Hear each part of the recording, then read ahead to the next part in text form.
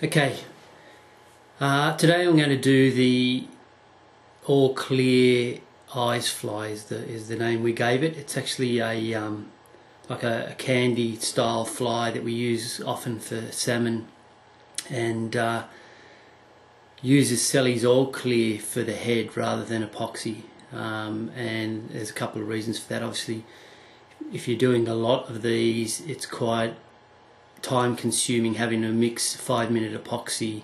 You probably get 2 flies done before the epoxy starts to go hard. Whereas with the all clear, you can just squeeze out the amount you want each time and do the head, let it dry, and it doesn't, once you get a skin on the silicone all clear, it doesn't start to move around like epoxy does, where you need to actually rotate the fly in the vise or have a dryer to be able to get the epoxy to set. Okay, the materials that you're going to need for this, the tail of the fly is just polar fibre. My favourite colours are white with the olive over the top. A bit of flash, whatever sort of flash you like. This is DNA, but you can use crystal flash, you can use sparkle flash, whatever flash you've got, whatever tickles your fancy. Now, some people say they don't like a lot of flash in their flies. My tendency is to put flash in. You can always take it out on the water, but you can never put it back in. So I always tie some in, and then if I need to while I'm out, because I find that the fish aren't going for it because of the extra flash, I can cut it out. You'll need eyes.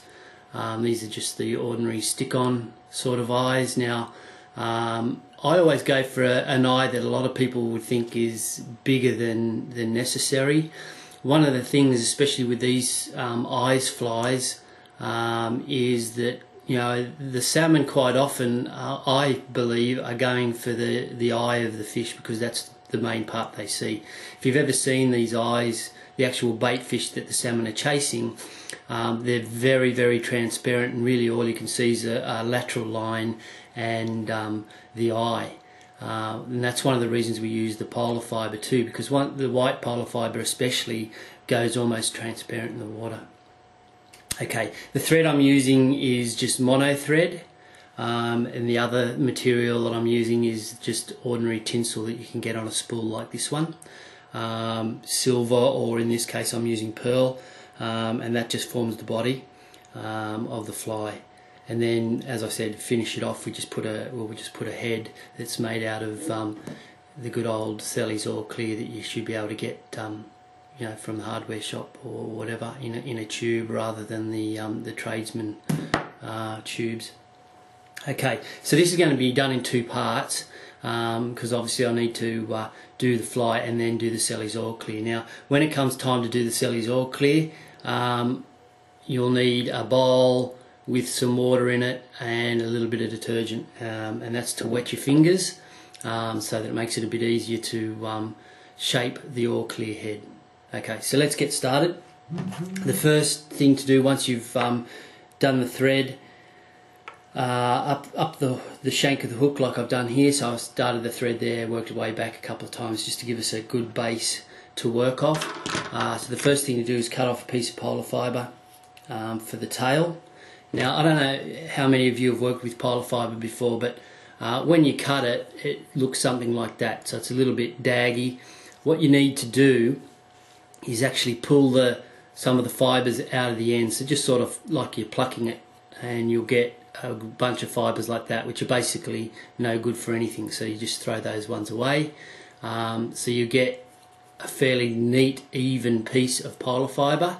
The other thing I do then is do the same at the other end until I get to a shape that I want for the tail of the fly, and that is going to look something like this. Okay, in this case, for the fly I'm doing now, it's a size 4 Daiichi 2546 hook, stainless steel. I tie these in various sizes from size 6 through to size 2. You can also do bigger ones if you're chasing things like tuna or whatever. Then you can always use 1/0s or whatever you like to use for tuna, or Gamakatsu SL12S's would probably be good for those sorts of pelagics. And you can also vary the material in the tail if you're going for bigger fish. You know, you could use kinky fibre or unique hair or kinky, or, you know, any of those kinky fibre type things. Okay, so simply just put the tail on like that until you get it to roughly where you want it. I usually go about a hook length or a little bit more past the bend of the hook, like that. Okay. You want to start the tail roughly at the point of the hook. So you can see there where the thread crosses over is roughly in line with that point of the hook. Okay, so then just do a couple of wraps around that to tie it down and trim off the excess as you always would. Okay, so that's the first layer done. Okay, the next bit is to put some flash in to the tail.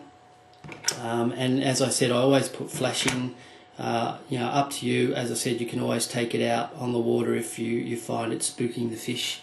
Haven't found that myself, but I have heard of people that have said that sometimes having too much flash spooks the fish. Okay, so same scenario. Just put the flash across the back, tie it in, fold it over, and tie that bit in. And the reason I do that flash that way is you can't pull it out. So by laying it down longer than you need, tying it in the middle, fold it back and tying it over, it's not going to come out unless you cut it out. Okay, so now we're ready for the next piece of polar fibre. So same deal. If you've never used polar fibre too, it comes in a sheet like that, right? You know, so there's a fair bit on there. You're going to get quite a few flies. I always start at the bottom. You can see where I've cut the polar fibre out there. I always start at the bottom and work my way up the sheet, and always cut the polar fibre at the base, not halfway up the hair, or you're going to end up with ratty pieces of polar fibre in every time you go to cut up some for a fly. So same deal, pluck the ends, turn it round, pull it out until you get to a shape you're happy with, like that.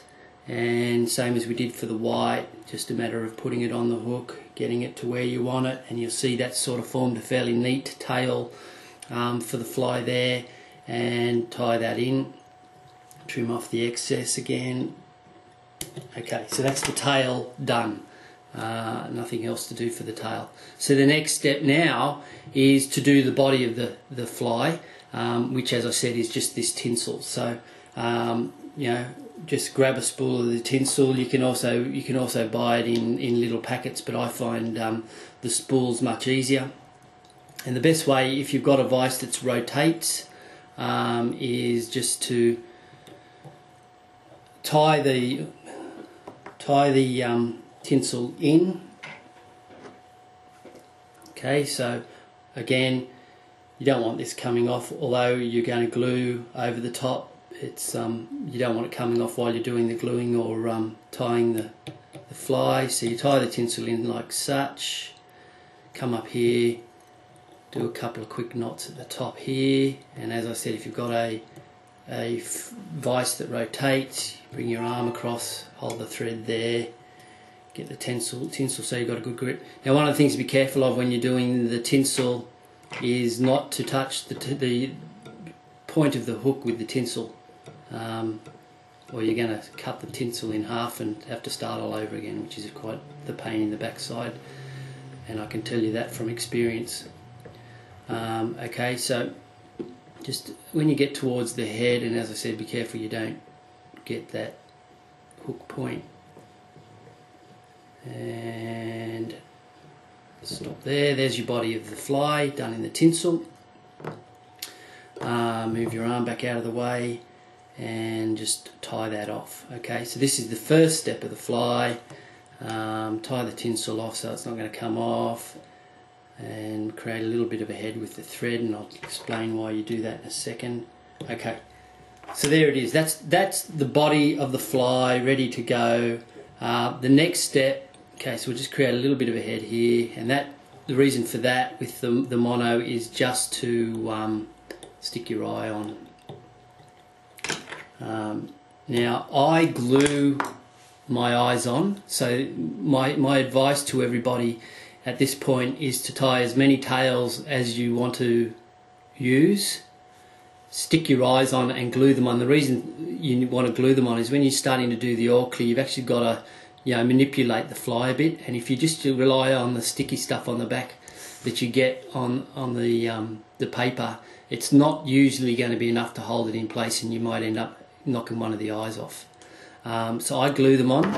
I glue them on with the multi-grip, Sally's multi-grip, Tarzan's grip, any of those things. You could use super glue. The only thing I find with super glue is if you get it on your finger, you end up with an eye stuck to your finger rather than the fly. And also if you put too much on, it actually leaves a white residue and makes the tinsel look a little bit dull. So I use multi-grip. It takes about 10 minutes to dry to the point that you can start manipulating the fly. Okay, I'm just going to stop the camera now because I've actually got one that I did earlier that's already got the eye stuck on it. So let me stop, and I'll put this one back in. Okay, so here I am with the fly that I did earlier, and you can see it's got eyes on it. I'm just going to zoom the camera in a little bit so that we can get a better view as I do the all clear.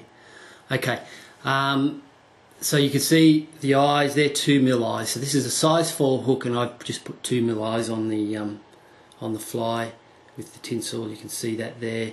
Now, as I said, what you want to do is you want to make sure you've got a bowl of water with a little bit of dishwashing liquid in it. Just to smooth your fingers to use with the all clear. Now you'll see on the all clear I've already got a little bit already sort of coming out of the tube, and that's so it gets a little bit of a skin on before I start manipulating it. Now, good idea to have a box of tissues at standby ready to wipe your fingers and you know, ready to go. So I'm just going to wet my fingers here, pick up the all clear tube, and you'll see because my fingers are wet I can, you know, touch that without it sticking to my fingers. Okay, so we grab a bit of the all clear. Now just don't try to put too much on to start off with, because what you want to be able to do is give yourself a chance to manipulate it. You can add more. It's very difficult to take some away. So all we're doing is we're going to wrap the fly in the all clear and just push it back to the tail, so that we're covering the tail, and you can already start to see that that's starting to take shape, and just smooth it with your fingers, get it to the desired shape, and make sure you've got, you know, reasonably even coverage, and shape that head around there and the eyes. And, you know, it's very easy to work with your fingers when your fingers have got that water and detergent on it. It's not very difficult at all to manipulate to the shape you want to get, and you know you can get a really good head shape using it. Whereas, you know, as I said, with epoxy, you've got to rotate the vise and you know, get it all happening within the 5-minute drying time. In fact, it's probably less than 5 minutes before you can before it gets to the point where it's too hard to work with. So at least with the all clear, as I said, if you're doing large numbers of these flies, which quite often, you know, you will do, is, you know, you'll sit down and do a dozen, or, you know, even half a dozen.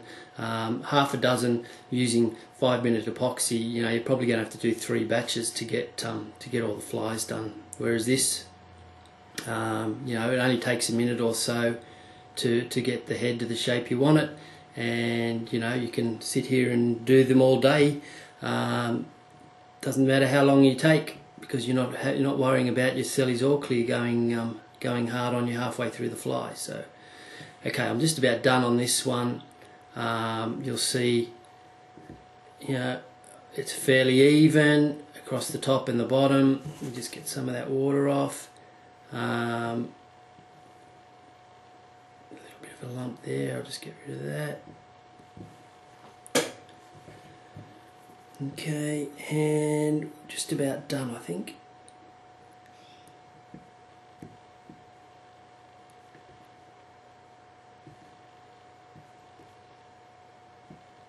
Okay, you get the idea from that anyway. It's got a little bit of water on it, but you can see there it's you know, taken a normal candy sort of a shape, and you know, what was that, probably about a minute, I think, to probably get that to that point. Fiddle around with it. As I said, you know, you've got plenty of time to work the silicone around to get it to the shape you're happy with. And you know, the main thing is keep the eye of the hook clear, but you know, just get it to the shape you want, and you know, that you're happy with, and you're done. Take as much time as you like. So that's pretty much it, guys. If you have any questions or whatever, then give me a yell or talk to me at one of the meetings. Happy to help out. But I think if I zoom in on that a little bit more, you can probably see, if I try and, there we go, you can see the eye pretty well through that Sally's All Clear. And the other thing with All Clear, it's never going to go yellow like epoxy does either. It's always going to maintain that clear finish. Now, just to finish it off, I usually put a couple of coats of clear nail polish across the top, and that just gives it a little bit harder